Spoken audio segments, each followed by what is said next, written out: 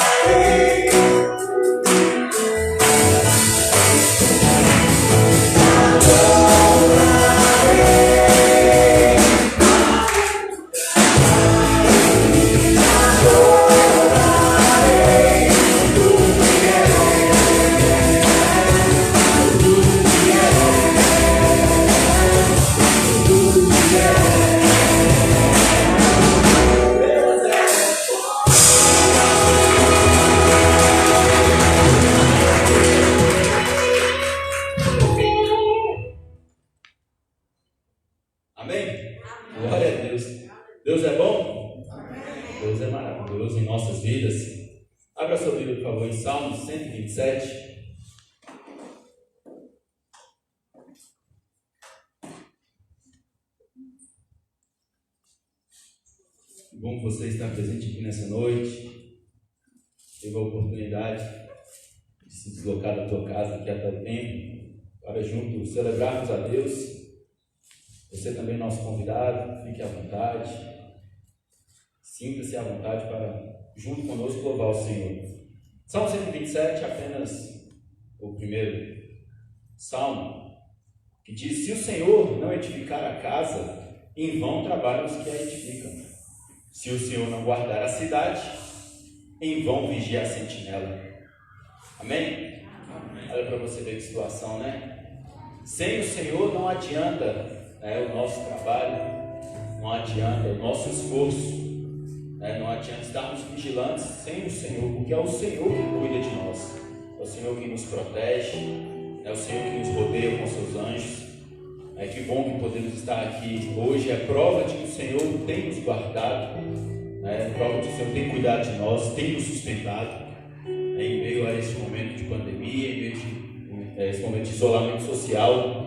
O Senhor tem cuidado de nós, o Senhor tem cuidado do teu povo, por isso nós estamos alegres, por isso nós o glorificamos, nós o exaltamos.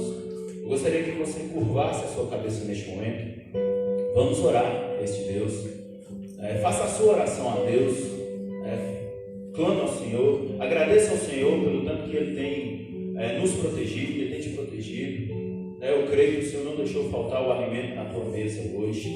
Eu creio que o Senhor tem cuidado da nossa saúde, não só a saúde física, mas a nossa saúde mental, espiritual. O Senhor tem cuidado de nós. Então, ore a Deus neste momento. Vamos juntos orar ao Senhor. Deus, obrigado. Obrigado pelo teu cuidado. Obrigado, Deus, pelas tuas maravilhas. Nós engrandecemos ao teu santo nome. Sabemos, ó Deus, e reconhecemos o quanto somos falhos, ó Deus, o quanto somos pecadores. E carecemos, ó Deus, a cada dia da tua proteção, cada dia, ó Deus, lançarmos, Deus, sobre ti as nossas ansiedades. Deus, nos ajude, Deus, nos ensine a confiar, ó Deus, exclusivamente no Senhor, Deus. Nós sabemos que dias difíceis, ó Deus, vivemos e que talvez, ó Deus, até dias piores estão por vir, porque é o cumprimento da tua palavra. Mas que em meio, ó Deus, a qualquer situação que essa nação venha passar, nós possamos estar firmes, ó Deus, em tua presença, firmes, ó Deus, no Senhor, Deus, firmes na tua palavra, Deus, firmes, ó Deus, nos teus ensinamentos, nos teus mandamentos. Nos ensine, Pai, nos ajude, Deus, a Deus, ser pessoas melhores, ó Deus, servos melhores. Deus, nos ajude, Deus, a sermos filhos melhores, ó Deus, maridos melhores, ó Deus. Nos ajude, Deus, a ser irmãos melhores, ó Deus, pessoas melhores na sociedade, Pai. Nos ajude, ó Deus, nos ajude a melhorar. Deus, nós precisamos melhorar a cada dia, Deus. E nós só temos condições de melhorar através do teu Espírito Santo em nós. Por isso nós louvamos, Deus, e exaltamos, porque, Deus, o Senhor é digno de toda honra e toda glória. O Senhor é maravilhoso, Pai. Então nós oramos e agradecemos. Toma, Deus, todo o culto dessa noite em tuas mãos. Deus, receba, Deus, este culto em louvor e adoração a ti. Esta é a oração que eu te faço, em nome de Jesus. Amém? Amém. Ah, bom, eu quero ouvir tua voz. Aí a máscara atrapalha um pouco, né? Aí você vai ter que falar um pouquinho mais alto, cantar um pouquinho mais alto. Não deixa a máscara te atrapalhar, não. Ok? Esse acessório é um acessório de Deus para nossas vidas, viu? Nos cuidarmos, né, nesse momento de isolamento, mas ele não pode nos impedir de oferecer o nosso melhor louvor a Deus. Nós vamos cantar neste momento o hino de número 385. 385. Amém?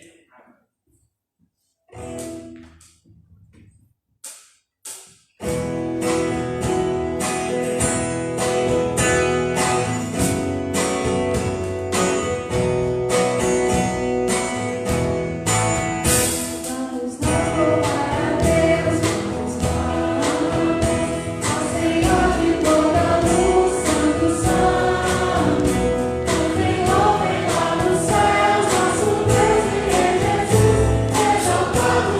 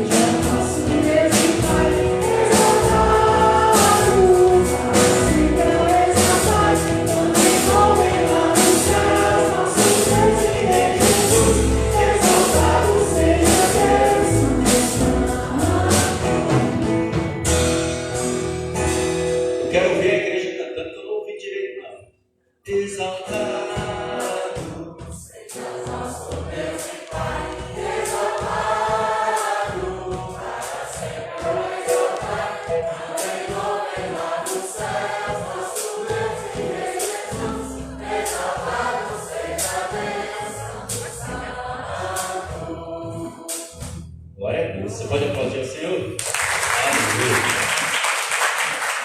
Aleluia. Neste momento também um momento deslocado a louvar ao Senhor, a bendizer ao Senhor, que é um momento de dízimos e ofertas. Eu vou passar para a equipe responsável por missões.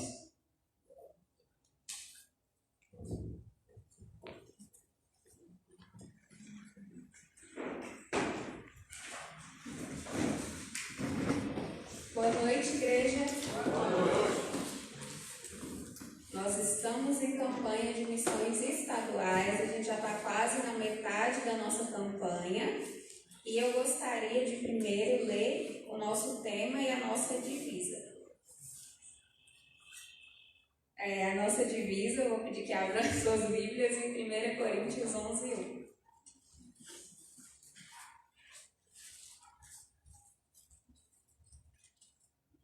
Sede meus imitadores, como também eu sou de Cristo.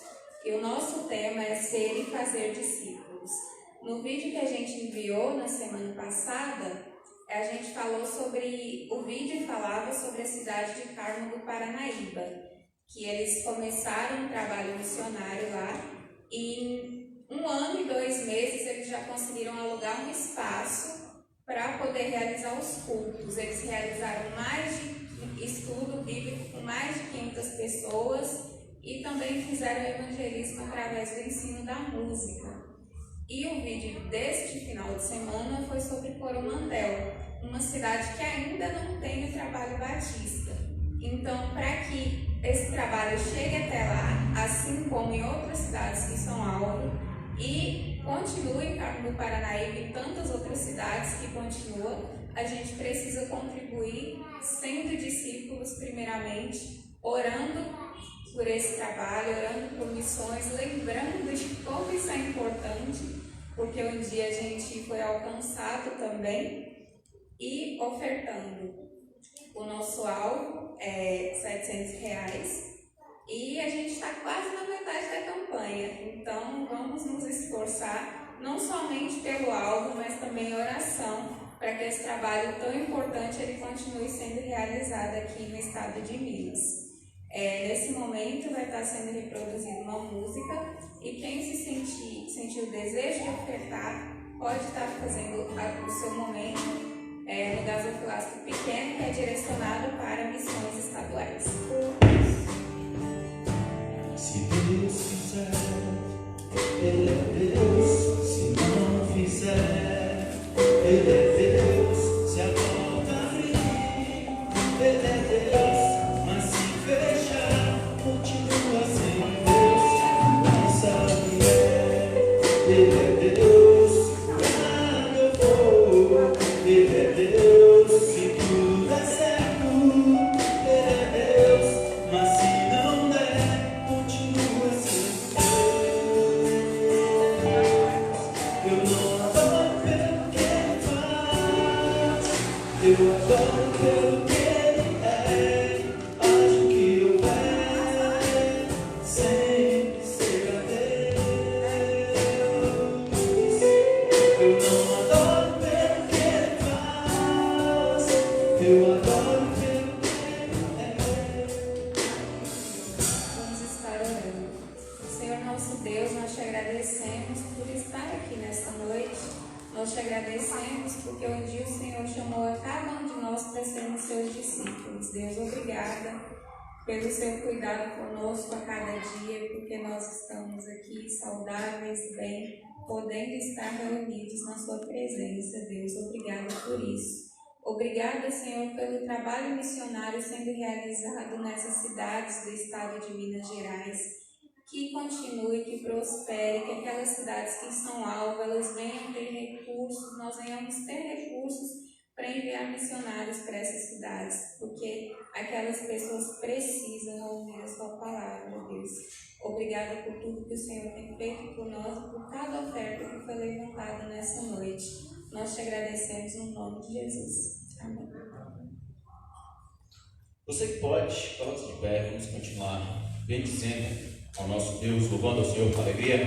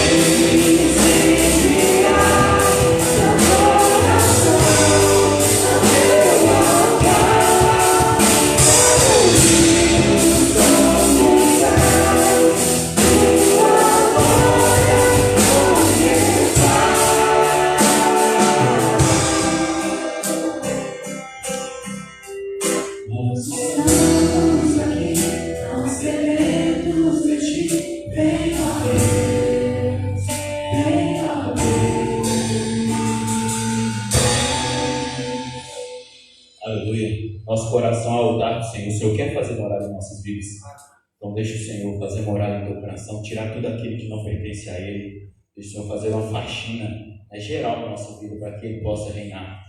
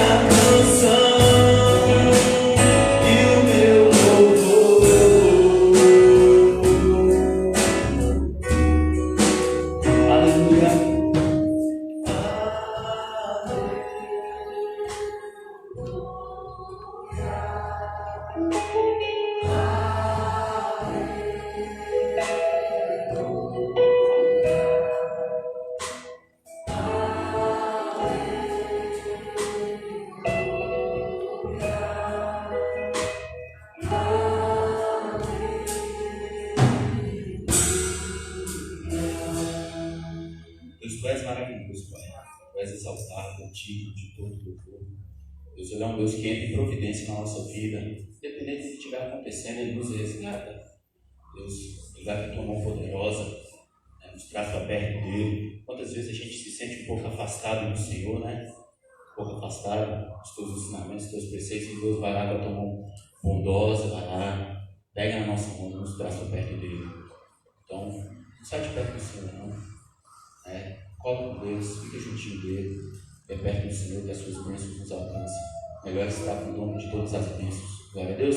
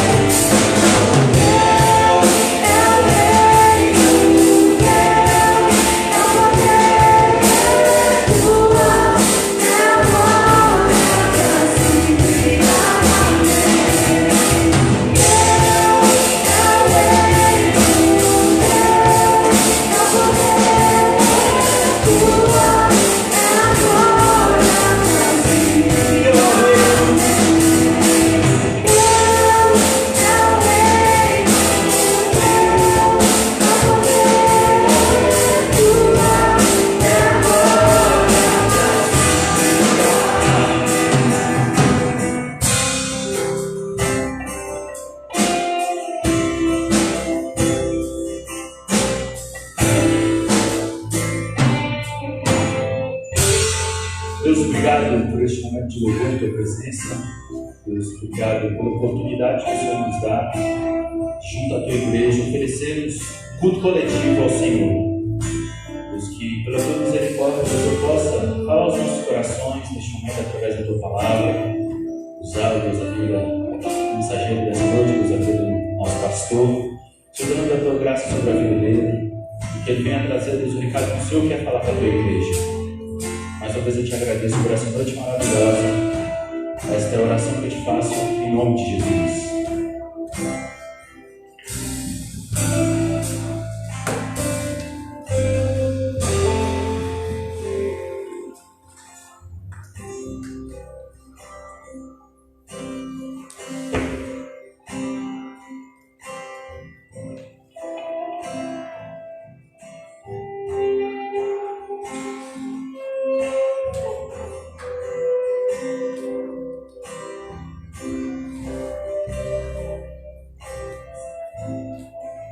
Meus amados, boa noite a todos. Que a graça e a paz do Senhor esteja presente, reinante, seja uma constante na tua e na minha vida. Amém? Você acredita e deseja isso? Diga amém, mais forte. Amém. Essa paz do Senhor que excede todo entendimento, que ela permita, que ela preencha, que ela inunde o teu coração e te faça, ter forças aí para enfrentar os embates, os trancões que a vida tem colocado diante de nós, tá bom? Então eu quero desejar as boas-vindas a todos vocês que estão aqui. Nós temos pessoas nos visitando hoje, Eu vejo um turma aí, pessoal de outras igrejas, tá bom? Não vou citar o nome aqui porque talvez eu erre um dos nomes, mas sejam muito bem-vindos, fiquem muito à vontade no nosso meio. A família Esperança, sente-se honrada em receber a todos vocês aqui. E é bom também rever alguns irmãos que a gente estava com saudades e por causa desse momento aí, de isolamento, não tinham conseguido vir ainda. Sejam todos bem-vindos. Meus irmãos, eu quero cumprimentar também o pessoal aí, os internautas. O culto de domingo à noite é transmitido. Então, nossa boa noite a você que está nos assistindo, o que porventura virá nos assistir, O vídeo ele fica, a celebração fica registrada no YouTube. Enfim, então nosso abraço a você e às famílias representadas também nesta transmissão. Um abraço da família Esperança. Família essa que tem sido sacudida nos últimos dias também, inclusive por perdas, A gente tem vitórias, mas a vida também tem as suas perdas, os seus dissabores. E no domingo passado nós não tivemos o culto da noite, celebração como esta aqui, porque às 17 horas estávamos sepultando o corpo da nossa irmã Ana, irmã tão querida, tão amada por todos nós, Deixa um legado extraordinário para todos nós. Para mim, pastor Oslécio, que acompanhei ela há um pouco mais de 7 anos, e para a igreja, ela é uma das fundadoras, foi uma das fundadoras da igreja. Olha que a nossa igreja tem 39 anos. E ela sentava geralmente ali, quando os bancos estavam ali, aquele cantinho ali, perto de Kelvin, e Augusto, estava a irmã Ana, sempre disposta, sempre pronta a servir. E o Senhor, então, aprove o Senhor levá-la para a glória. E aí a gente fica com o coração apertado. Não é a minha pregação, não vai ser sobre isso, porque, inclusive eu preguei no culto fúnebre, mas eu quero só ler pouquíssimos versículos para marcar esse momento também, quando a gente fala de uma perda significante para nós. Talvez alguém aí perdeu alguma coisa. Quando a gente fala de perda, a gente não fala somente de perda de entes queridos, mas pode acontecer perdas na nossa vida em várias dimensões, assim também como ganhos e vitórias. E eu me lembro que Jesus, quando ele estava prestes a cumprir efetivamente o ministério salvífico, indo para a cruz, morrendo na cruz por nós, em João 14, ele falou assim: olha, não se turbe o vosso coração. Eles estavam com o coração apreensivo, e Jesus diz: não se turbe o vosso coração. Credes em Deus, credes também em mim. Na casa do meu pai há muitas moradas. Se não fosse assim, eu teria dito: eu vou preparar-vos lugar, e quando eu for, ele está avisando, eu estou indo. E quando eu for, eu prepararei lugar e voltarei para onde quer que estejais vós também. Então o Senhor preparando aos discípulos para a partida dele. Os discípulos teriam uma perda física ali do Mestre. E essas perdas doem em nós, Jesus tem uma perda com a morte de Lázaro. Jesus chora. Então chorar é humano, E a gente faz uma força às vezes para não chorar. Eu fiz isso aqui para conseguir falar no último domingo. Mas nessa mesma sequência do texto, aí no verso 16 ao 18, ao 19, Jesus então promete o Consolador. Eles estão apreensivos porque terão uma perda significativa, e talvez, nessa perspectiva, ficaremos órfãos do Pai, do nosso Mestre, daquele que nós o acompanhávamos, estavam conosco.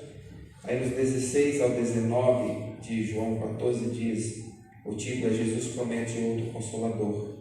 Jesus os consolava, e agora ele vai e ele promete um que ficará permanentemente conosco. Ah, se não fosse o Consolador conosco, a gente não suportaria as perdas da vida. Mas graças a Deus nós o temos. E o temos de uma forma bem intrínseca dentro do nosso coração. Louvado seja o nome dele, amém? Então, a palavra de Deus diz assim, Jesus dizendo, e eu rogarei ao Pai, e ele vos dará outro Consolador, a fim de que esteja para sempre com vocês. O Espírito da verdade, que o mundo não pode receber, porque não vê nem o conhece, vós o conheceis, porque ele habita convosco e está em vós. Habita e está. Não vos deixarei órfãos, voltarei para vós outros. Olha, eu estou indo, vocês terão uma perda, eu vou subir, convém que eu vá, para que o Pai envie, para que venha de lá, dos céus, o outro Consolador. Vocês não vão ficar órfãos. O Consolador estará entre vocês e com vocês para sempre, e vos consolará. Tivemos uma perda recente. Semana foi de algumas perdas de pessoas, Pelo menos de umas 3 eu estou me lembrando aqui. Jefim, pastor de Januário, era tio de Jefim, Pastor Joel Magalhães, Nossos sentimentos também a Jefferson, Jefim aí. Então é isso, irmãos. Graças a Deus nós temos um Consolador. Isso nos refrigera a alma diante das perdas da vida, que talvez você já teve. Não quero que você as tenha novamente, mas sabe-se lá se a gente vai ter mais alguma perda, Vamos lá então, mudemos agora o foco da nossa fala, da nossa reflexão. Vai ser projetado ali um tema, ou já está projetado? Vai projetar agora, de um dos textos tão conhecido como João 3,16, como o verso João 3,16. Se conseguir colocar, ele pode colocar, viu, Anderson? Nossa máquina ali está travando às vezes, mas ele vai colocar lá. Então, abra a Bíblia aí de vocês aí, por gentileza, ou se você tiver com o celular, não estiver usando a impressa, ligue a sua Bíblia. É estranho dizer ligar a Bíblia, mas é ligar mesmo, acessar. Lucas 19, de 1 a 9.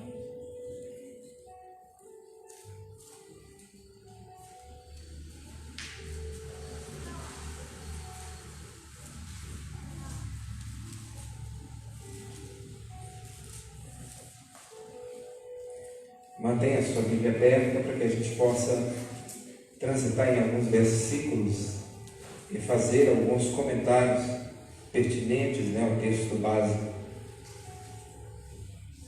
Vamos acessar alguns outros versos e contextos, mas de forma mais breve, porque realmente o texto básico é este aqui, que vai falar deste encontro, Lucas 19, de 1 a 9. Características de um encontro revelador e transformador.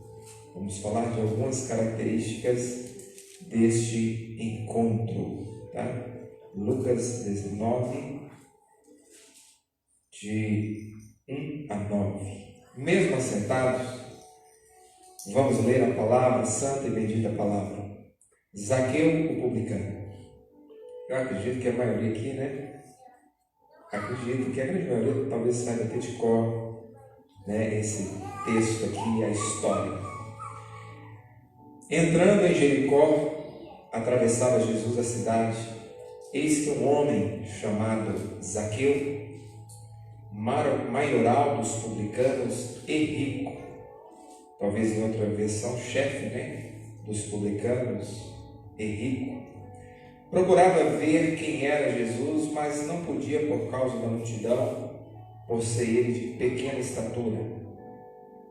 Então, correndo adiante, subiu a um sicômoro a fim de vê-lo, porque ali havia de passar. Quando Jesus chegou àquele lugar, olhando para cima, disse-lhe: Zaqueu, desce depressa, pois me convém ficar hoje em tua casa. E desceu a toda pressa e o recebeu com alegria. Todos os que viram isto murmuravam, dizendo que ele se hospedara com um homem pecador. Entre mentes, Zaqueu se levantou e disse ao Senhor: Senhor, resolvo dar aos pobres a metade dos meus bens, e se em alguma coisa tenho defraudado alguém, restituo 4 vezes mais. Então Jesus lhe disse: Hoje houve salvação nesta casa, porque também este é filho de Abraão. Porque o Filho do Homem veio buscar e salvar o perdido. Ele veio buscar e salvar o perdido, o pecador, o transgressor, o vil pecador. Senhor Deus, estamos diante da Tua Palavra, ela é Tua Palavra, cremos nela. E essa história tão extraordinária, impactante, que tem muito a nos ensinar, nós queremos sermos alimentados desta porção, que creio eu que tem os nutrientes espirituais necessários para a nossa vida espiritual, a nossa saúde espiritual, Pai. Meu Deus, não permita que nada nem ninguém possa impedir aos corações de receber esta santa palavra, essa semente, boa semente, e que ela produza algo novo em nossas vidas. Eu quero ser usado por Ti, Pai. Me ajude a superar as minhas limitações da noite, para que eu seja instrumento, mesmo pecador. Mas eu creio que o Senhor também usa os pecadores confessos. Por isso eu me coloco também com o perdão dos meus pecados diante do Senhor. Fala esse povo amado que eu trouxe aqui. Fale comigo também um pouco mais e me dê forças, e também aos meus irmãos, de cumprir, de dizer sim àquilo que o Senhor irá falar. Eu oro em nome de Jesus. Amém. Características de um encontro revelador e transformador. Aqui tem um encontro aqui que revela e que transforma. Se a gente fosse falar de encontros, há tantos encontros reveladores e até mesmo transformadores. Encontros com uma situação que revela algo no contexto, algo em nós. E parece que não é muito forçar a barra, não precisamos forçar a barra, nem irmos muito longe de pensarmos, inclusive, nesse tempo. Nós nos encontramos com uma pandemia que revela algo a nós e em nós, e também pode nos transformar. Há alguns encontros reveladores, hoje, guardadas as devidas proporções, a galera que quer conseguir aí um companheiro, uma companheira, namorado, tem que tomar cuidado com a internet, guardadas as devidas proporções, porque tem gente que começa a namorar pela internet, camarada lá, não sei da onde, lá dos Estados Unidos, e aí, quando vai encontrar, não se encontra, desencontra, às vezes até um golpe. E o encontro pode ser revelador também. Às vezes na internet você coloca a melhor foto, o melhor perfil, quando você está mais bem arrumado, maquiado. Outra coisa é sem maquiagem. Então o encontro pode revelar muita coisa. É verdade? Pode revelar. Pensando nisso, esses dias eu tive um tremendo cuidado. E ao mesmo tempo eu acho que eu facilitei uma questão. Até de internet. Sirva como lição para vocês. Alguém me pediu amizade no Facebook e era uma norte-americana. E eu olhei e me pareceu alguém que estava nas cruzadas evangélicas, né, que acontecem aqui com os norte-americanos, e eu cliquei, aceitei como amigo. Aí essa pessoa começou então a dizer, falando um pouco dela, e minha esposa sabe disso, viu? Até as mensagens ela vê também. Fiquem tranquilos. Senão alguém pode pensar, agora que a esposa vai saber. Não, ela já sabe. E aí essa pessoa falou assim, olha, eu sou uma pessoa assim e tal, querendo relacionamento de amizade, estou passando por umas demandas. Eu falei, tem que ajudar essa mulher, né? Tem que ajudar. E aí eu sou uma policial do exército americano, não sei o que, essa é uma luzinha. Que eu já vi muitos casos de histórias assim, e ela falava, eu estou querendo conhecer o Brasil. Eu falei, tá, danou-se. E aí acendeu a luz que eu já ouvi falar de muitos casos assim, de pessoas que num encontro desse se apaixonam, e aí o pretendente ou a pretendente pede inclusive dinheiro para vir para o seu país. E muita gente cai nessa aí, né? E se frustram, e é um encontro terrível. Quando eu percebi isso, não sei se procede ou não, conversei com a minha esposa, ela deu a mensagem.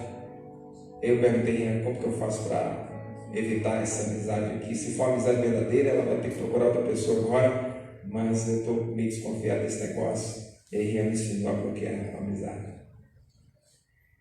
Então, nosso tema é falar de encontros, e existem encontros, né, abençoadores, que trazem revelações maravilhosas, né? Eu tive um encontro há 25 anos e meio atrás, foi um encontro revelador, mas positivamente, né? Aquela morena lá, né? Fizemos 23 anos de casamento, foi um encontro bem transformador. Depois que o Márcio chegou na minha vida também, muita coisa se mudou. Eu acho que eu fiquei até mais bonito depois que eu... Enfim. Características de um encontro revelador e transformador. Aqui nós temos um encontro do homem chamado Zaqueu com Jesus Cristo. Então, essa história acontece lá, e o contexto dessa história acontece no distrito de Jericó, segundo Flávio José, um historiador cristão, e dizem que ali havia um posto de coleta de impostos, porque a região tinha muitas palmeiras e um bosque de onde se extraía bálsamo, né? Produzia bálsamo, matéria-prima para os bálsamos daquela época. Então corria, né, um fluxo de recurso financeiro, a economia era forte, e havia então postos de coletoria de impostos. E Zaqueu é um chefe, ele um superintendente ali, e ele inclusive recruta mais pessoas para trabalhar naquela região ali de Jericó. Era um chefe da coletoria, ele era, fazendo analogia com hoje, né, um funcionário público, nada contra os funcionários públicos, pelo contrário, tá bom? E ele era rico, era um homem influente, com certeza proeminente e rico naquela região. E ele resolve então conhecer Jesus, tá? E ele tem, imagino eu, uma curiosidade: eu quero ver quem é esse Jesus, quero ver quem é esse Cristo aí. E neste encontro algumas coisas são reveladas. E eu quero então me ater nesse primeiro momento, falando de algumas revelações que eu encontrei neste texto. Talvez revelações que você já tenha tido acesso, já pensou, já ouviu outros pregadores pregarem, tá bom? Mas eu vou trazer novamente, talvez renove a sua memória, né? Enfim, e você possa refletir neste momento com essas revelações também que o texto nos revela, neste encontro revelador e transformador. Características desse encontro. O que o texto nos revela? Primeiro, um Jesus que não é seletivo para amar, tá? O amor de Jesus não é seletivo. Nós estamos falando de um homem publicano, que naquela cultura era chamado, era sinônimo de pecador, vil pecador.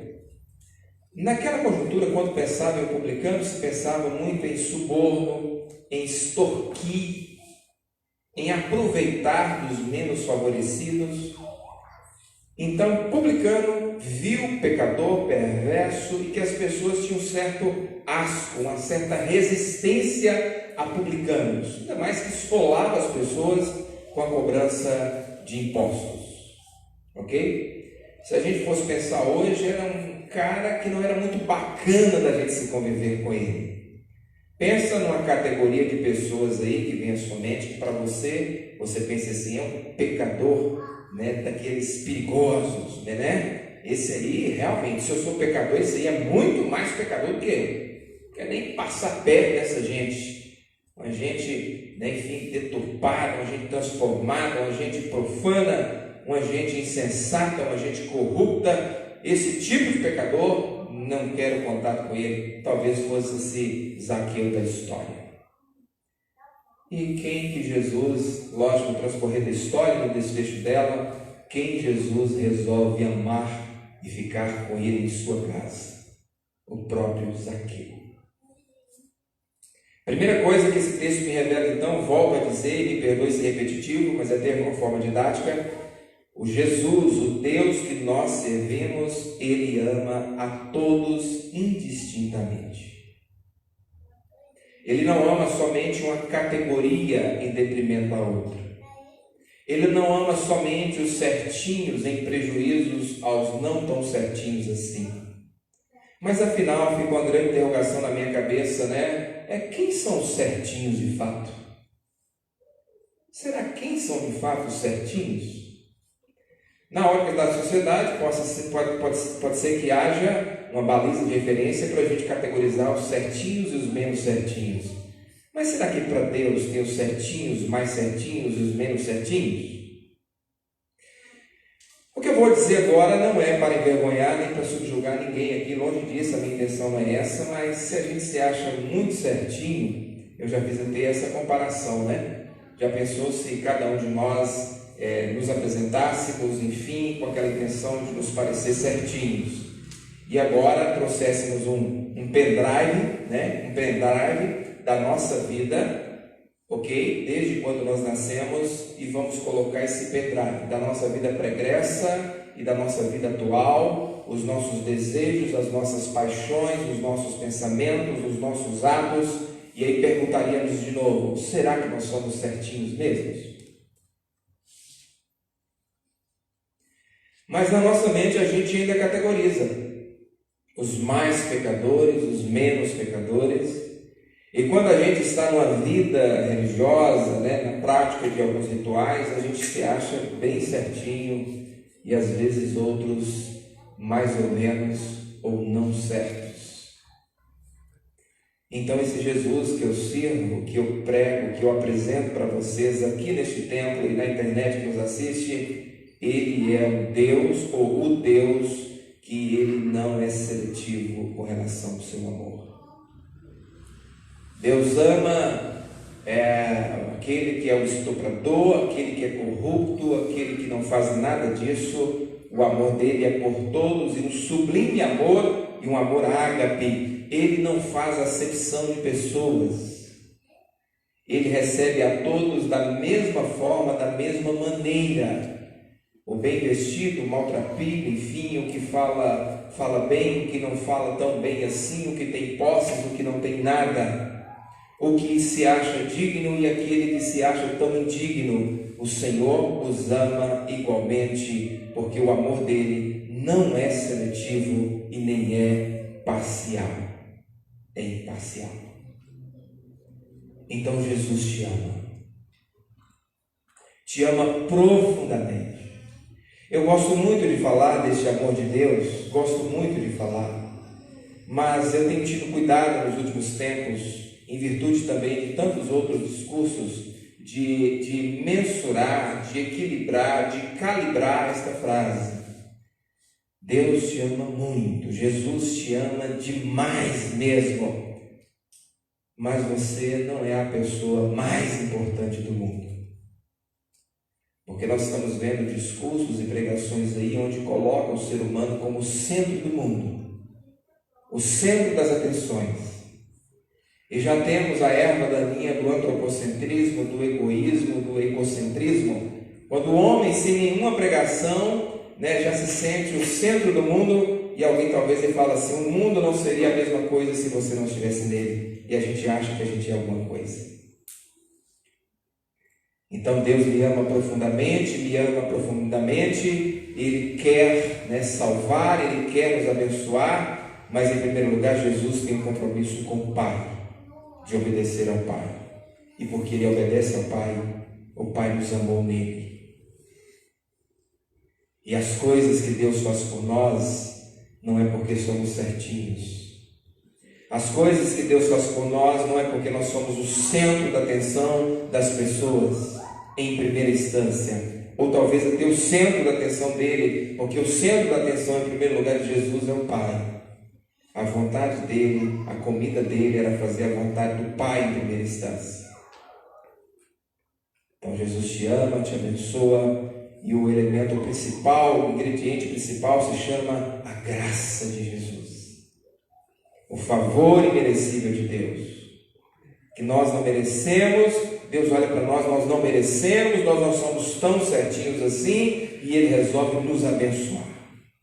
Louvado seja o nome desse Deus, onde que Ele exala um amor não seletivo, um amor que atinge a todas as pessoas, não somente uma categoria de seres humanos. Segunda coisa que esse texto me revela, neste encontro revelador, é que o homem que sabe o que quer, não foca em influências externas ou internas ou externas.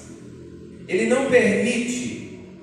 Estamos falando de um homem chamado Zaqueu, publicano, que ele tem toda a sua influência, tem todo o seu status, tem os seus haveres, enfim, a sua posição, mas ele decidiu: eu quero conhecer esse Jesus. Pense em um homem aí da nossa sociedade, da nossa grande Montes Claros, talvez um homem de influência social. E Jesus passando por uma rua, e este homem correndo ao lado da multidão, passando à frente e escalando a árvore semelhante a um pé de jeripapo ou um pé de manga bem alto, cheio de galhos. Você consegue vislumbrar uma autoridade montes-clarense? Você está passando, a multidão, quem sabe, como se fosse uma procissão, e aquele homem passando, correndo, escalando aquela árvore. Você fala assim: meu Deus, o que o fulano está fazendo? É estranho até para nós, causa estranheza até para nós um negócio desse. Mas esse homem sabe o que ele quer, e ele não permite que as interferências internas ou externas o impeçam de chegar ao objetivo dele, que é conhecer a Jesus Cristo. Quem é este homem? Eu quero vê-lo, eu quero apreciar a sua passagem, eu quero estar mais próximo dele. E nessas horas, um inimigo interno pode nos impedir de chegar à consecução dos nossos objetivos, que é o tal do orgulho humano. Quem sabe um homem importante, para aí, um homem do meu porte, um homem do meu status social, conhecido, eu vou subir numa árvore para ver Jesus, esse negócio não vai pegar muito bem, vai pegar mal. Você já pensou quantas vezes a gente deixa de fazer coisas até nobres, até importantes para nós, porque a gente acha que vai pegar mal? Eu vou pegar mal, o que as pessoas vão dizer? Aí vem uma voz interna, isso é muita humilhação para mim, esse negócio não vai dar certo, é melhor deixar Jesus passar, no outro momento eu consigo encontrar com ele, enfim, deixa ele passar, mas esse povo o que esse povo vai pensar? Você já prestou atenção que muitas coisas na nossa vida nós não fazemos porque nós falamos assim: o que o povo vai pensar? Há pouco tempo, me parece que foi Carla que me mandou um artigo. Carla está aí? Carla está aí? Mas parece que foi Carla. Um artigo sobre a nossa vida, me parece que foi Carla. O quanto nós deixamos de fazer algumas coisas que são permissíveis diante de Deus, que servem para o nosso crescimento, para as nossas vitórias, mas nós não fazemos porque nós queremos aplacar a expectativa dos outros. O que o povo vai pensar? Eu vou falar um negócio aqui meio esquisito. Se você da internet escandalizar, filtre isso aí. Se você ficar mais chocado, filtre também um pouco mais. É lógico que nós temos que dar um bom testemunho, é lógico que nós temos que ter uma vida reta e íntegra diante de Deus, lutando para acertar. Sim, é óbvio, isso é uma máxima da vida cristã. Mas vai lá com essa frase, avalia ela aí, cuidado. Se você for se importar com tudo que os outros acham, vai tudo por água abaixo. Agora receba com discernimento. Sabe por quê? Porque não são todos que querem o nosso bem. Pastor, mas isso está criando um clima hostil. Quando o senhor diz que pode haver alguém do nosso lado que não quer o nosso bem, mas será que eu estou falando uma mentira? Será que todas as pessoas aplaudem os seus sucessos? Então eu aprendi uma coisa também. Eu devo ter cautela, eu devo ter cuidado, eu devo dar um bom testemunho, mas se eu for me importar com tudo que os outros acham, vai tudo por água abaixo. Então tenha isso em mente também. Primeira coisa, corresponder à expectativa de Deus. Fazer o máximo para estar bem com as pessoas. Mas se você não conseguir agradar a todos, Jesus conseguiu agradar a todos? Não. E aqui eu vejo um homem que não está muito preocupado com o que a galera vai achar. Ele corre à frente, ele sobe a uma árvore, ele quer ver Jesus, ele colocou no coração e deixa o povo falar. Tinha uma música antiga que fala, né? Eu quero é Deus, não importa o que vão pensar de mim, eu quero é Deus. Eu me lembro de outro homem que em um momento que ele queria muito obter a cura de Jesus, um encontro restaurador na vida dele, aquele cego chamado Bartimeu, que ele diz, Jesus, filho de Davi, foi ele, não foi? Tenha misericórdia de mim. E a multidão comprimia e tentava embargar a sua voz, o seu grito, mas cada vez mais ele gritava, Jesus, filho de Davi, tenha compaixão de mim. A multidão tentou abafar o seu clamor. Talvez o orgulho que tenta embargar a nossa voz, mas neste momento, quem sabe ele tenha vencido o orgulho e o clamor e o discurso da multidão, porque ele sabia o que queria para a sua vida. Você e eu precisamos saber o que queremos para a nossa vida. E quando nós sabemos o que queremos para a nossa vida, é até mais fácil filtrar os comentários e as críticas, porque nós sabemos o que queremos para a nossa vida. Você sabe o que você quer para a sua vida? Você sabe o que você quer para as dimensões da tua vida? E olha que a nossa vida tem várias dimensões. Eu não gosto de falar que a sua vida espiritual, a sua vida carnal, a sua vida financeira. Eu não gosto muito desse termo, mas é uma questão particular minha, porque eu acho que quem tem 7 vidas é só gato, né? A gente tem uma vida só com várias dimensões. Então, nas dimensões da sua vida, você já sabe o que você quer? Pastor, mas eu sou muito novo ainda, eu estou construindo, ok, né? Ok, a gente te compreende, mas chegasse um dia que a gente precisa saber o que a gente quer. Porque senão qualquer discurso, qualquer opinião leva a gente para outro lugar que a gente não quer chegar. Zaqueu, neste encontro revelador e transformador, ele sabe o que ele quer. Eu quero ver Jesus. Eu vou correr à frente. Eu vou subir no ar. E eu verei Jesus passando. E isso aconteceu. Outra coisa que me revela este texto e essa história linda. Quem quer dá jeito, quem não quer dá desculpa.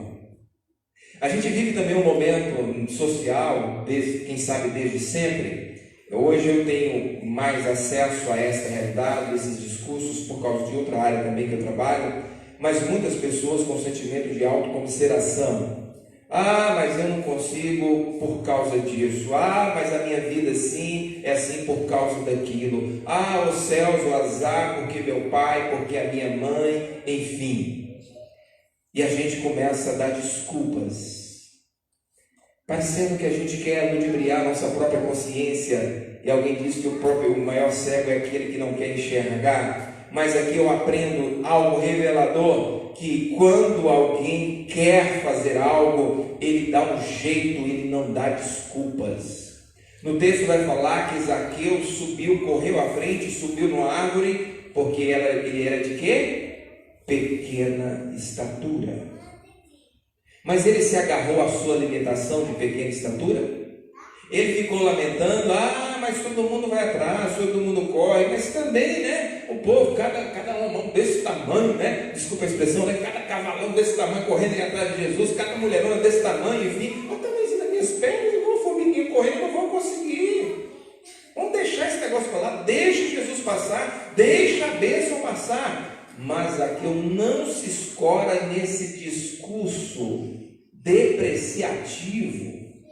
O texto fala que ele era de pequena estatura e até mesmo por isso ele corre à frente e sobe a árvore. Ele escala a árvore porque ele dá um jeito. O que você quer fazer na vida? Você dá jeito ou você dá desculpa? E acontece que quando a gente usa essas desculpas, esses subterfúgios, é tão triste porque o tempo passa rápido demais. E às vezes a gente fica seguro, ancorado, enraigado nesses discursos, ou dó de mim, ou azar, ou vida, ou céus, enfim. E aí o microfone acaba na bateria, aparece. E aí quem quer, dá jeito. É a bateria, voltou. Deu jeito aí. Eu poderia falar assim, irmãos, está encerrado o culto, né? Desculpa, o microfone parou, mas quem quer dar jeito, então vamos lá então. Então ele não se escorou neste sentimento que é chamado de autocomiseração. Você conhece alguém assim? Que parece que fica no funil da sua vida só reclamando. Mas minha vida também é assim, por quê? Porque meu pai não me amava. Minha mãe só gostava de fulano de tal. Os melhores presentes. É por isso que eu sou desse jeito. Eu tento fazer uma coisa, não tenho segurança. Aí de repente o pai morre, mãe morre, fica eu lá como uma criança mimada, quando a vida está pedindo de nós. Você quer ver Jesus Cristo? Corra à frente, escala a árvore, veja-o, ele está passando, não perca a oportunidade. Pela manhã ele vai fazer uma lição aqui com os adultos, e enfim, falando de coisas tão maravilhosas, como eu aprendi com a lição de hoje pela manhã, e ao final, né, não porque eu tinha que fechar a lição, longe disso, quem sou eu para esgotar tema aqui, jamais. Eu falei, eu estou pensando num negócio também, que me parece que dentro dessa lição sua eu aprendo algo, que às vezes tem o tempo de Deus, o time de Deus, naquele momento, naquela circunstância, e a gente perde aquele tempo, a gente perde aquela oportunidade. E muitas vezes porque a gente quer dar desculpa, não quer dar jeito. Zaqueu deu jeito. Não é a minha estatura que vai impedir. Eu quero ver Jesus. Eu vou então escalar essa árvore. Não importa o que vão falar de mim, eu vou subir nesse sicômoro. O que mais esse texto me revela? Um homem que se apressa para descer. Interessante que o texto não fala que Zaqueu, pelo menos na minha Bíblia, que ele apressou para subir. Fala que ele correu à frente, tudo bem, pastor, correr e apressar, né? Ele corre à frente, ele sobe a árvore e ele vê Jesus. Mas é tão claro a forma que ele desce da árvore. Tá? O texto vai dizer, e deixa eu pegar aí para ver se eu me lembro ainda do texto. Então, correndo atrás, subiu a um sicômoro, a fim de vê-lo, porque ali havia de passar. Quando Jesus chegou àquele lugar, olhando para cima, disse-lhe: Zaqueu, desce depressa, pois me convém ficar hoje em tua casa. E desceu a toda pressa. Então, estou diante de um homem que se apressa para descer. E aí é meio confuso, né? Porque eu quero destacar uma atitude muito linda também quando a gente apressa para descer. Porque às vezes a gente só tem pressa para subir. A gente tem pressa para ser, né, o melhor empresário, a gente tem pressa para ser o melhor funcionário, o melhor gerente, né? Tem pressa para ter a melhor casa da cidade, o melhor carro da cidade, as melhores coisas, os melhores haveres, mas a gente não tem pressa para descer da nossa vaidade. Até aqui este homem sobe a uma árvore para ver Jesus. Até agora, a história, até quando ele sobe na árvore, não tem nada de muito concreto sobre a história dele, além da sua vida pregressa, o estigma que foi criado em volta do publicano, o pecador, e um homem que sobe a uma árvore porque quer ver Jesus. Se parasse a história neste momento, ficaria assim: um cobrador de impostos que subiu numa árvore, correu à frente, subiu numa árvore porque ele queria ver Jesus. Mas querer, somente querer ver Jesus, significa alguma coisa de fato? Quantos quiseram ver Jesus? Quantos quiseram ver Jesus e o crucificaram? Quantos quiseram ver Cristo e disseram: soltem Barrabás, crucifiquem, crucifiquem? Quantos quiseram ver Jesus e isso não transformou em nada na vida deles? Mas aqui eu percebo que uma transformação aconteceu na vida desse homem. Talvez o fator máximo aqui, a premissa da situação, não é tanto ele ter subido na árvore, mas sim ter descido depressa da árvore. E quando eu digo isso, que às vezes a gente quer subir muito rápido, mas descer a gente não quer, a gente está falando de quebrantamento, a gente está falando de humildade. Você já prestou atenção quando vai muito bem a vida sua, a minha vida, enfim, e a gente sobe muito rápido, né? Naquele vigor, naquela força do vento, de acordo às ondas, a maré, muito bom, né? Você empolga, você vai. E quando vem a crise, será que a gente desce com a mesma alegria que a gente subiu? Quando lhe falta o serviço, me falta o serviço, será que a gente desce da mesma forma que subiu? Quando vem um problema no casamento, será que a gente desce da mesma forma que subiu? Ou melhor, a gente escala uma árvore subindo, mas na hora de descer talvez a gente tenha que cair de joelhos debaixo dessa árvore. Será que a gente está pronto para cair de joelhos embaixo da árvore? Então a história vai ficando mais completa. De um homem que realmente corre porque sabe o que quer, nada lhe atrapalha, ele tem foco, ele quer ver Jesus, ele dá jeito, ele não fica chorando pelos cantos, no sentimento de autocomiseração, enfim, ele então contempla Jesus, ele visualiza Jesus, mas agora ele tem que descer da árvore e tem um comando agora que vem dos céus: desce deste lugar, porque eu quero fazer algo na tua vida. Desce deste lugar. Interessante que eu me lembro de alguém que estava num lugar privilegiado, mas não queria descer desse lugar. Isso me remete à esfera da criação antes do Jardim do Éden, onde havia um ser iluminado chamado Lúcifer, que se tornou Satanás, o diabo e os seus demônios. Ele não queria descer do seu lugar, pelo contrário, ele queria tomar o lugar de Deus. E como ele não queria se colocar no seu lugar, descer da sua arrogância, Deus o fez descer. E o Senhor lançou ele à terra. O principal motivo? Arrogância na esfera celestial.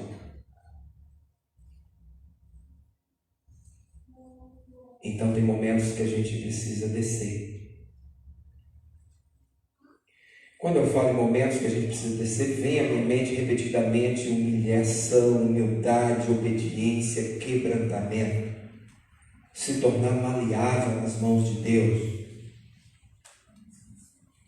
E aí eu me lembro dessa expressão e dessa ilustração que eu já fiz aqui. Eu quero fazer novamente, tá? Eu vou repetir muitas coisas que eu já falei aqui, porque às vezes a cabeça não tem nada novo, né? E afinal, até Salomão não é me esquivando, mas Salomão falou-se de tudo que já foi dito, já foi falado um dia, talvez de outra forma. Não tem nada inédito para trazer para vocês, não. É a Bíblia, enfim, o cotidiano, a vida, os dilemas, né? as tramas, as articulações da vida. E aí eu me lembro de um texto que o Senhor chama o povo dele de bichinho de Jacó. Lembra desse texto? Meu bichinho de Jacó. Que tem um viés carinhoso, né? Porque quando você tem um bichinho em casa, vamos pensar no bichinho de estimação. Lá em casa eu tenho uma cachorrinha, uma cadelinha, é um bichinho de estimação. Lá em casa tem calopsitas, né? Os bichinhos de estimação. Ok? Mas alguém também fez uma comparação um dia que me chamou a atenção. Que quem sabe esse bichinho também se aplica em um bichinho frágil, um bichinho maleável.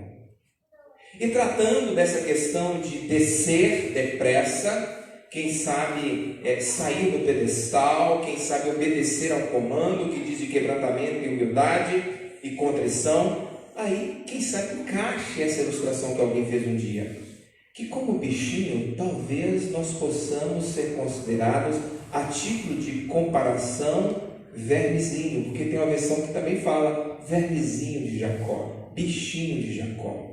Quando vem vermezinho a gente pensa numa larva, né? Aquele bichinho. Que resistência oferece uma larva? Nenhuma. Aí alguém comparou a igreja, os crentes, as ovelhas, como esse bichinho maleável, o vermezinho de Jacó.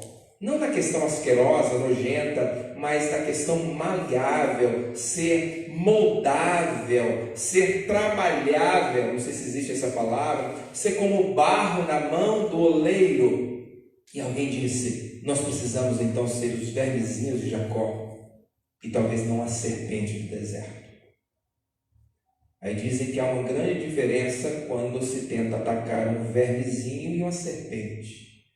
O vermezinho se permite ser até mesmo pisado, moldado, manipulado. Agora vai fazer isso com a serpente. Ela se ergue, ela se levanta e ela te ataca. Ela te fere. Ela quer revidar. Aí nesse sentido, pensando assim, né? Apesar do asco da coisa, eu falei, não é que esse negócio de ser um bichinho de Jacó também é uma coisa interessante? Porque aí eu sou maleável. Zaqueu, desce depressa. É agora, Zaqueu. Porque me convém ir para a tua casa, porque o meu amor não é seletivo. Eu como e bebo com pecadores, porque eu vim para salvá-los. Eu sei o que eu estou fazendo, Zaqueu. Sabe, um dos grandes medos que nós temos de ser luz em meio às trevas? Porque nós não sabemos o que queremos. E a gente tem medo de ir e ficar. Jesus sabia o que ele queria. Ele tinha foco. Ele foi, se sentou com Mateus e ao Levi na casa de pecadores, comeu com eles, porque ele sabia, eu sou luz e eu vim para trazer luz em meio às trevas. Eu sou sal, vocês são sal. Precisa saber o que querem para salgar este mundo em putrefação. Desce depressa, Zaqueu. Depressa. E a Bíblia diz que imediatamente Zaqueu desce e obedece ao comando do mestre. Para obedecer ao comando do mestre, é preciso ter um coração quebrantado. O que o Senhor tem te pedido? O que o Senhor tem te ordenado? Você é um bichinho de Jacó ou uma serpente no deserto? Eu quero acreditar que você seja um bichinho de Jacó. Maleável, moldável. Então esse texto vai nos revelando coisas lindas, sublimes. Mas o tema da mensagem não é só falar de revelação, também é falar de transformação. Características de um encontro revelador e transformador. Talvez, pastor, mas tem uma coisa aqui que esse texto revela também. Bacana, vai acontecer. Alguém pode chegar a outra coisa, também pode acontecer. Somente talvez vai mais profundo do que a minha. Você pode fazer. Pastor, eu quero pregar nesse tema porque eu enxerguei alguma coisa que o senhor não enxergou. Você pode pregar. Às vezes tem uma máxima, né, que os melhores pregadores são os pastores. Tem gente aí que prega até melhor do que o pastor. Não podemos ter vaidade nisso. Então, se você tem, meu irmão, fala comigo, eu quero dar uma palavra, né? Enfim, a gente vai te preparar, vai te ajudar. Mas agora essa parte, essa perspectiva da transformação, porque o encontro ele é revelador e ele é transformador. No tocante à revelação, o amor de Jesus não é seletivo. O homem revela, a auto-revelação é que o homem que sabe o que quer, não foca em influências externas ou internas. Ele vai, vou subir na árvore. Outra revelação é que quem quer dá jeito, não vive dando desculpas e churumingando pelos cantos. Outra revelação, o homem que se apressa para descer. É outra revelação, um homem que se apressa. demonstrando obediência e humildade. E a outra revelação que eu já falei nas entrelinhas é a revelação de que Jesus relaciona-se com pecadores apesar de. Por que apesar de? Porque tem uma galera aqui que está criticando. Ele come com pecadores. Como que ele vai na casa de pecadores e comer com eles? Ele não é puro, ele não é limpo, ele não é 100%, ele não é Deus.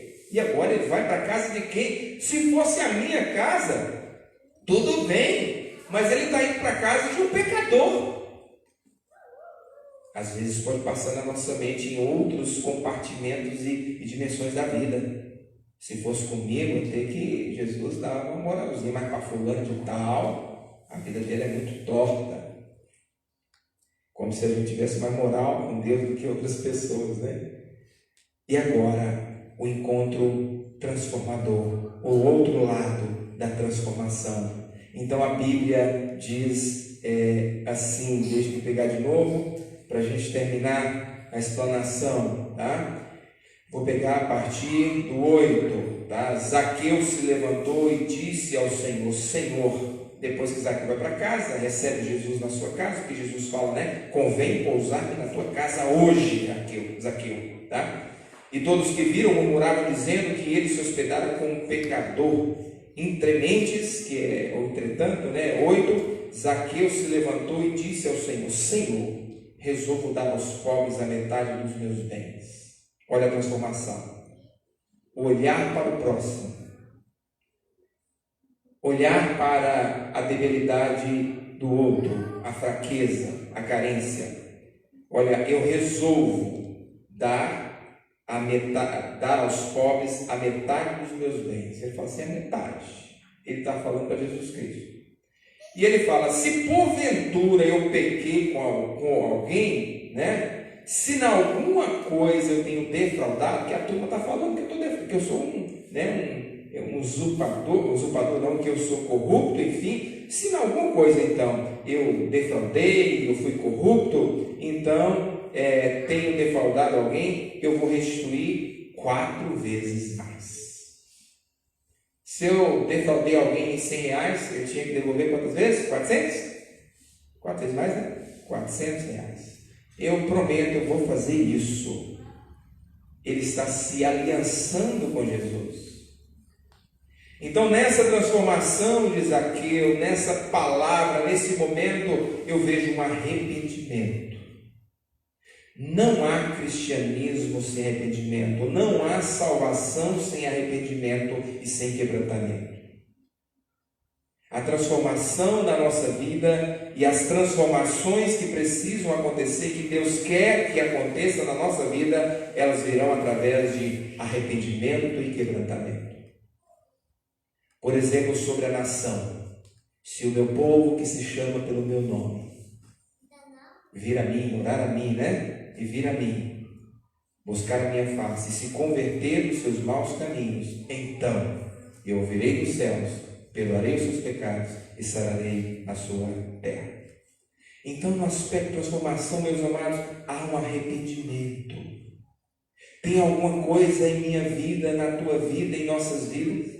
A você, querido irmão, a você, internauta, que o Senhor tanto ama com um amor fascinante, extraordinário e imparcial, há alguma coisa que é preciso haver quebrantamento em nós? Se houver, quem sabe ecoe aos seus ouvidos, desça depressa, é hoje o dia do quebrantamento para você. É hoje que eu quero ver você se quebrantar. Porque hoje me convém fazer algo importante na tua casa. Hoje eu vou jantar contigo. Hoje eu quero ter um momento especial com você. Na transformação nós temos o amor prático. Eu vou dar a metade dos meus bens aos pobres. Mas é isso que nós devemos fazer, pastor, como regra geral? Não é isso que eu estou dizendo, aqui tem uma baliza de referência. A baliza de referência é essa. Talvez eu não vou dar nem a metade da minha feira, mas eu vou trazer um alimento para aqueles que estão famintos. O amor prático. Não o amor falácio, o amor discurso, o amor retórico. E aqui na transformação acontece a salvação de um pecador. Um pecador que já tinha um estigma, um pecador das quais as pessoas já tinham um asco sobre ele. E Jesus fala assim: olha, eu vim salvar os pecadores. Por isso que a gente não deve duvidar do amor de Deus para com o pecador. Em primeiro lugar, nós ainda somos pecadores. Creia no amor de Deus por você. Não te dá o direito nem a mim de continuar pecando numa vida de pecado, mas no final do texto o Senhor diz: porque o Filho do Homem veio buscar e salvar o pecador, o perdido. Tem um texto que vai falar da ovelha perdida, que o Senhor fala que a alegria nos céus por um só pecador que se arrepende, por mais de 99 justos. Ele está falando dos fariseus e escribas, que não necessitam, que acham que não necessitam mais de arrependimento, que estão apontando: olha, tu está com medo com o pecador, Jesus. Quer dizer, nós somos santos, somos puros, nós não precisamos de arrependimento. É aquele que precisa, mas ele, o Senhor não pode nem chegar perto dele. E o Senhor fala: alegria por uma só alma, mais do que por 99 que acham que não precisa de se arrepender. Eu quero estar no meio daqueles ainda que precisam se arrepender a cada dia dos seus erros, dos seus pensamentos, dos pecados de comissão e omissão. Porque às vezes a gente fica só no pecado de comissão, né? Eu não bebo, eu não fumo, eu não prostituo, eu não adultério, eu não faço isso. E os pecados de omissão, que é saber o que devemos fazer e não fazermos, é pecado tanto quanto o outro. Então eu estou numa condição de pecador, confesso: Senhor, me perdoe pelos pecados de omissão também. Eu deveria amar mais, eu deveria falar mais eu te amo, eu deveria até abraçar mais, embora não possa fazê-lo agora. Eu precisaria compreender mais, eu precisaria ajudar mais. Então, Senhor, eu sou um pecador, confesso, me ajude. Eu creio no teu amor, creio que o Senhor nunca deixou de me amar e nunca deixará de me amar, porque a tua essência é amor. O Senhor me salvou, assim como salvou Zaqueu. Hoje veio salvação nessa casa.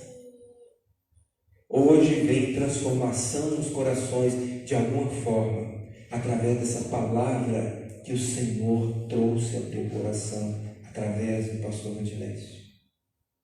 O que essa mensagem te revelou? O que esse encontro dessa noite te revelou? E o que de transformação acontecerá no teu coração? Eu quero acreditar que muitas coisas, porque o Senhor te ama. Ele te trouxe aqui nessa noite para que você soubesse mais uma vez que Ele te ama, que Ele cuida de você, que Ele te ensina. Ele está nos ensinando mais uma vez. Quero convidar o pessoal da música para vir aqui à frente para finalizarmos com a última canção. Já estamos estourando o sinal, estourado o tempo. Característica de um encontro revelador e transformador. Que você saia desta noite abençoado, meu irmão. Que essa palavra que ela encaixe como uma luva, trazendo bênção na tua vida. Um encontro que revelou, um encontro que transformou. Vamos cantar essa canção e aí após a canção eu vou orar para a gente ganhar tempo aqui. Desde já, obrigado a todos vocês que vieram, aos nossos amigos, nossos convidados. Um prazer muito grande receber vocês aqui. Assim que tiver um tempinho, volta de novo. Leve o meu abraço também às igrejas respectivas aí. A igreja co-irmãs e os nossos colegas pastores aí. Vamos ficar em pé, a gente canta essa canção, é a última canção. Eu já oro, impetrando a bênção e a gente, então, já finaliza essa celebração.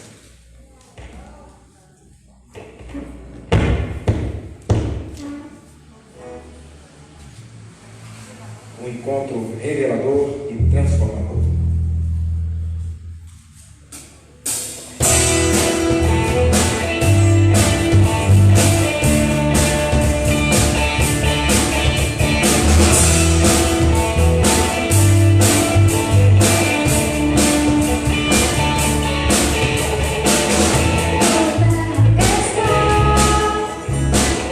Chegando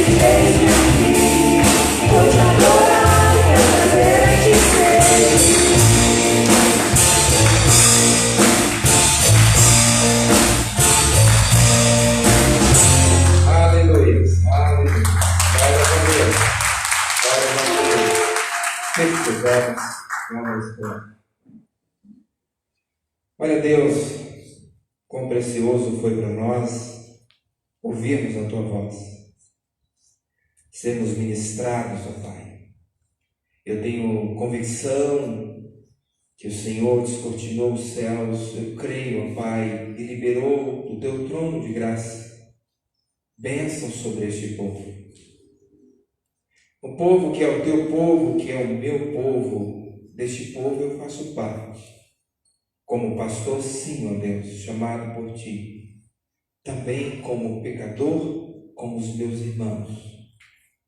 Pecador confesso, ó Pai. Nós confessamos agora os nossos pecados, as nossas falhas. Também, ó Pai, colocamos diante do Senhor as nossas fragilidades, imperfeições, as nossas inquietações, os nossos medos, quem sabe os nossos fantasmas, porque cremos que o Senhor pode dissipar a todos, porque o Senhor nos ama e tem cuidado de nós.